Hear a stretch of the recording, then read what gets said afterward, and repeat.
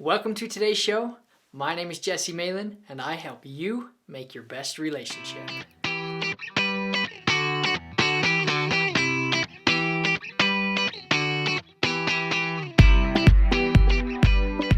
Throughout this series, we've spent some significant time talking about those shadow aspects of ourselves, those parts that have been suppressed, hidden away, shamed, right, belittled, those aspects of ourselves that we've tried to hide away that still exist in us, but cause us causes a disconnect in us so that we no longer are empowered. It keeps us from getting what we want to get in life, who we want to be, what we want to do, those types of things in life.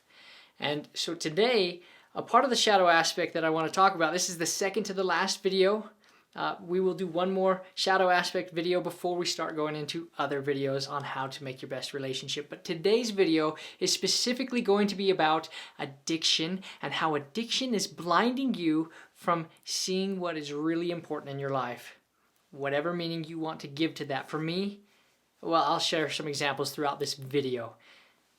But first, we need to lay some groundwork. Let's define what addiction is. Dictionary.com's definition of what an addiction is this. And they've changed it from what I wrote, months ago on a blog post about it. But this is the definition of addiction. It is the state of being compulsively committed to a habit or practice or to something that is psychologically or physically habit-forming to such an extent that its cessation or the stopping the use of causes severe trauma.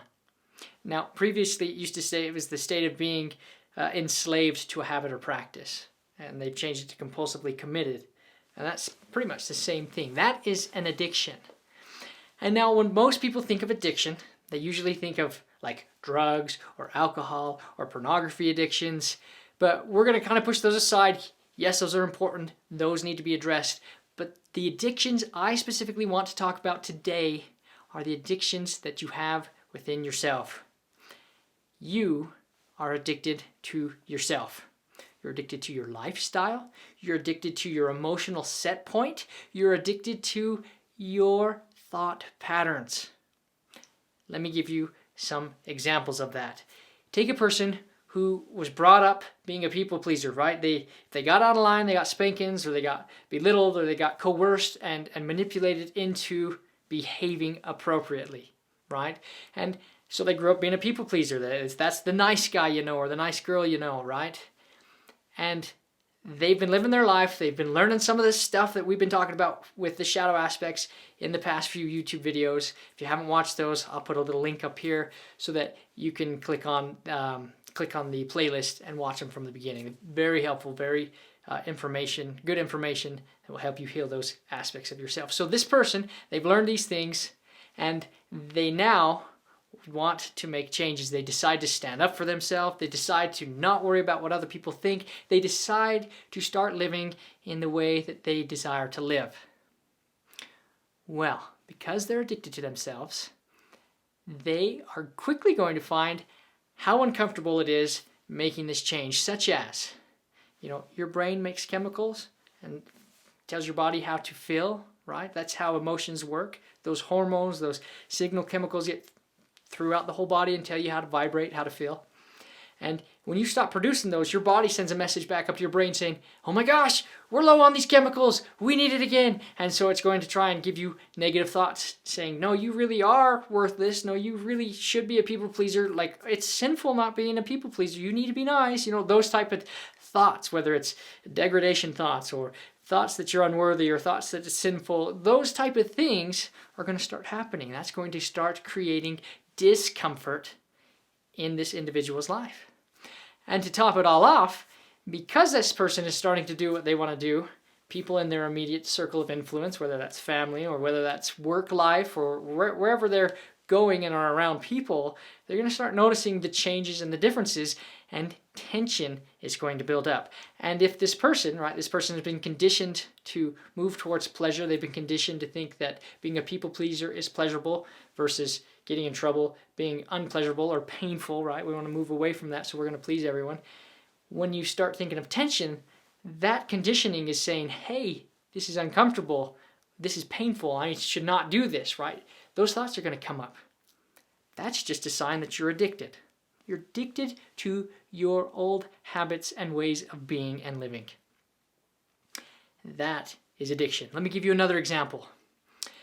Say someone is always stressed out about money. They're always worried about money. Money. We barely have enough to make it to the end of the month, and we got to do oddball things besides our normal 9-to-5 job, and we got to make money, right? Always stressed out. Well, say something unusual happens, like a stimulus check, right? The government's been handing out stimulus a couple times over the last year, and so this person gets an added amount of money, $1,000, $1,200, whatever it is, the amount of money falls into their hands, and they now have money. What do? What does this addicted person do who's addicted to the stress and anxiety over money? They do one of two things.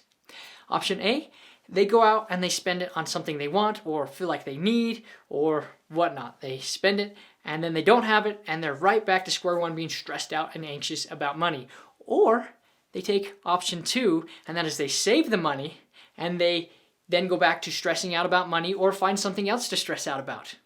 Doesn't matter. They're used to being stressed out. They're addicted to being stressed out, being anxious. That is the state of addiction that this person is in. And we all have this. We all have emotional set points. We all have these thought patterns that we continue to think in and day out. And it's becoming aware of that is the key. Becoming aware of that will help you become authentic, will help free yourself, will help you get out of being stuck and get you going in the direction you want to go so you can get what you want to get in life. And if that means having a better relationship, this is what you've got to do, is become aware of these addictions. So let's talk about how addiction blinds you. I'll use my own self as an example. I grew up, I felt I felt suppressed in when I wanted to cry, like, I shouldn't cry. That's probably not an okay thing to do. Like, boys don't cry, those type of things. I felt that. Or when I was angry, I'd throw a tantrum. Tantrums aren't acceptable in public or around us. You're going to get in trouble. You're going to get a spanking. Those type of things. Didn't feel like I could express myself. Learning about my sexual self, like I've talked about before, that was considered sinful, and because I was doing those things, I was sinful, so I felt like I was unworthy. I felt like I didn't have value. Those types of things suppressed me. They blinded me to the truth. I was blinded to me being valuable. I didn't know I had value. I didn't feel worthy, which made it so I didn't feel confident, which made it hard when I went to go date girls, because I didn't date the girls that I knew showed an interest in me, but because they were popular, or I thought they were popular, I put them on a pedestal. I didn't ever ask them out, right? Because I felt unworthy, unconfident, and so forth. Well, that spilled over in all aspects of my life. At work, I got the garbage jobs at work. I didn't get paid very much. Always threatened, like, if you leave, then we'll just hire someone else. And because I was looking for validation from outside places, because I wanted to be a people pleaser, I was that nice guy. I wanted my boss to be proud of me. I gave my all. I would always be an outperformer, always coming in first ranked at giving performance, at delivering quality service, etc. But I never got the validation that I was looking for. I never got the thank you, never got the praise, never got the raises. And mostly I didn't believe I deserved those, and so I didn't get them. One thing you've got to remember is your reality is a reflection of your inner beliefs. Your reality is a reflection of your inner beliefs. And if you believe a certain thing, that's going to come up in your reality, and it's going to come and be a common theme or a common pattern of thinking and feeling. And when those are reflecting back in your life, they're going to kind of be like reminders that, hey, you really are worthless, or you really are unworthy, those type of things. And you're going to believe that. And you kind of go in this downward spiral of belief, and you get trapped, you get stuck, and you're living inauthentically, right? You become blind to what is true. You become blind to what is real, and you lose your power. You become inauthentic. And the problem with this all is you're addicted to that set point of thinking and feeling. And when you go to change that, it becomes very uncomfortable. It's new, it's different, and you're scared. So you go back to going to that old set point, that old emotional vibration feeling that you're living in. Or you decide to embrace the uncomfort and keep moving on and becoming progressive and proactive about your life. You no longer have to give in to those forms of suppression, those addictive beliefs that you had before, and you start becoming a new person. Here's the big point though. When you learn to start thinking for yourself and start taking a stand for yourself, healing those shadow aspects, taking your power back, start thinking for yourself, that is when you start to become authentic. It doesn't matter what someone else says. It doesn't matter what maybe your parents taught you, or what you grew up believing, or what society taught you, school taught you, etc. What matters is what is real for you. What matters is what is going to enable you to be your genuine self. Because here's the deal. Here's the whole point of this movie about addiction blinding yourself. As you become aware of the patterns that happen in your life, you're starting to see, like, hey, I'm being a people pleaser. I'm doing something because I was told if I don't do that, I'm going to get an or else type of punishment. Or if I don't do this, then I'm going to hell or something like that. That's coming from a place of fear. That's coming from a place of manipulation. If someone is manipulating you, whether their intention is for the good or not, that right there is going to steal your power if you choose to follow their manipulation process. And you always have the choice.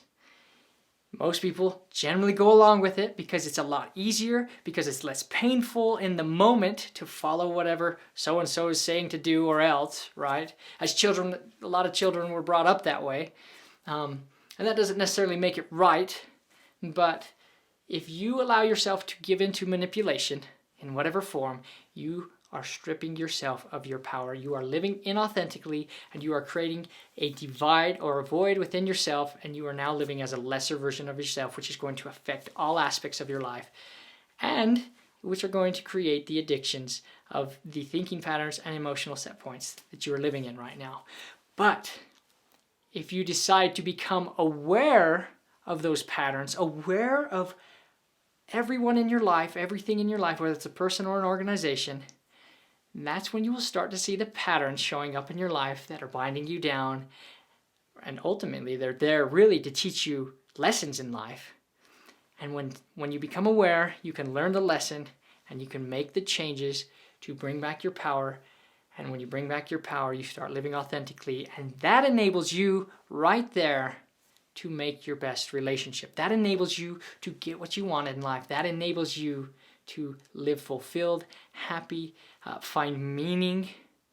It helps you to be excited to wake up in the morning. It makes you excited to do the work that you decided to do for the day. But it all starts with you. You have first got to become aware of your thought processes. You've got to learn that not all the sources you trust are 100% trustworthy.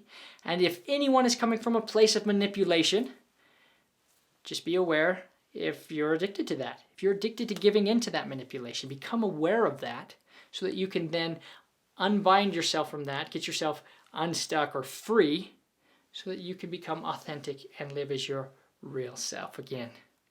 And when you become authentic, that is when you abound in love. That is when you are setting yourself free. You are creating an environment of love. You are creating an environment of freedom. And people are attracted to that.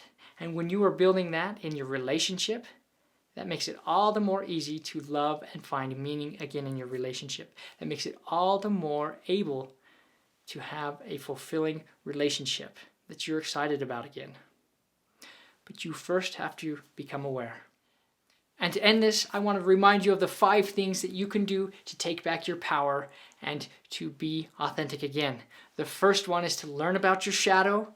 Do the shadow work or the healing work. And we've talked about that in the previous episode. I'll put links in the description below where you can learn specifically how to heal your shadow and do that belief breakthrough process with yourself. That's number 1.